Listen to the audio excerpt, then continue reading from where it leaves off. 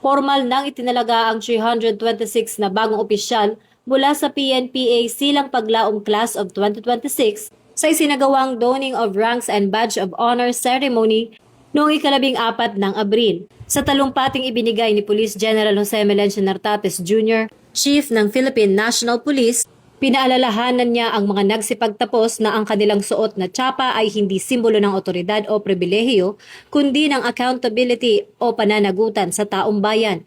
Binigyang diin niya na sa oras na sumabak na ang mga ito sa kalsada, ang bawat desisyon at galaw nila ay magsisilbing refleksyon ng buong organisasyon.